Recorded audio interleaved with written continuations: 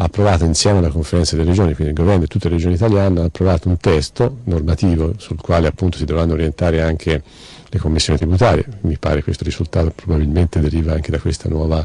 orientamento normativo dato dal governo e dalle regioni. Ecco, in questo protocollo si riconoscono alcuni principi fondamentali. Il primo è il bacino idrografico, cioè qualsiasi soggetto, in questo caso il consorzio, operi sull'acqua, quindi sui corsi d'acqua, deve operare in un ambito che è delineato dal bacino, non dai confini amministrativi. Questo credo, come dire,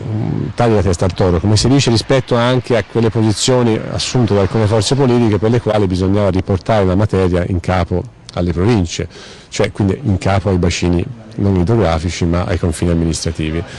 Io credo che con questo orientamento siamo entrati in Europa, in tutta Europa si ragiona di corsi d'acqua regimati e di ambiti legati al bacino idrografico, insomma, quindi credo che anche questo chiuda una questione che mi pareva superata, perché immaginate cosa vuol dire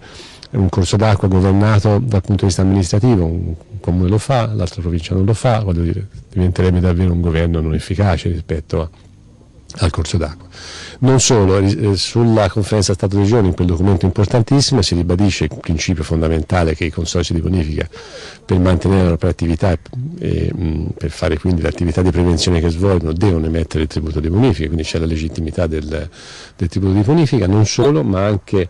il principio dell'autogoverno, sono i consorziati che eleggono gli organi elettivi che poi governeranno il consorzio di bonifica. Quindi alcuni principi che ritengo chiudono definitivamente, io spero, questa infinita polemica che non serve ai cittadini, non serve al territorio, che non serve a nessuno, insomma. Appunto, lei ha accennato la polemica politica e anche alcune proposte. L'abolizione tout court dei consorzi di bonifica, secondo lei sarebbe un rischio per il territorio? Nello specifico, qua ad esempio, come qualcuno sostiene, passare le competenze alle province vorrebbe dire dividere fra Lucca, Pisa e anche Firenze, visto il vostro consorzio. Con quale conseguenze secondo lei?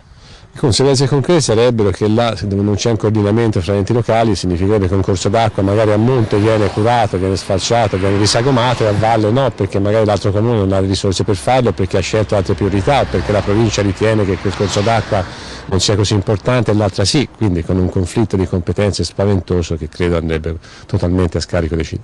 dei cittadini. La questione politica, io credo che ognuno debba svolgere il suo ruolo. Le forze politiche che ritengono che i consorzi di bonifica non svolgono un ruolo adeguato, credo che abbiano il compito non di fare strumentalizzazioni come mi pare in questo caso stiamo facendo, ma semplicemente, visto che in alcuni casi governano, voglio dire, di fare una legge che cambi i consorzi di bonifica, lo dire a qualcun altro, cambi le funzioni, voglio dire, il compito della politica è quello di governare, governi. Quindi diano indicazioni positive rispetto a come intendono governare il territorio. Quello che è certo è che oggi i consorzi svolgono una funzione moderna, che è quella di fare la prevenzione rispetto al rischio idraulico, di tutelare l'ambiente e quindi di garantire quelle condizioni indispensabili per lo sviluppo umano, cioè le attività industriali, le attività agricole, le residenze possono vivere in un ambiente in cui questo equilibrio viene governato. I consorzi fanno questa cosa. Se si ritiene che non debba essere più fatta dai consorzi, però si deve avere anche il coraggio, l'onestà intellettuale di dire chi lo deve fare, chi paga, perché qualcuno comunque deve pagare per queste attività, in quanto richiede risorse fare questa cosa, senza continuare in un terreno che credo sia molto demagogico, non si assume le proprie responsabilità e finisce per mettere in discussione uno strumento che invece mi pare sta garantendo la sicurezza dei cittadini. Siamo qui in questo punto, se non ci fosse stato l'impianto idrovero, questa strada che porta a Orentano probabilmente sarebbe allagata. I cittadini di Orentano, tutti quelli che abitano nelle zone alte cosiddette, non sarebbero potuti andare a casa, quindi il beneficio è immediato, evidente, voglio dire, quindi se si fanno delle proposte, si facciano proposte positive, non si critichi e basta. E a chi dice che i consorzi sono dei carrozzoni, dei costi inutili per la collettività, lei come risponde?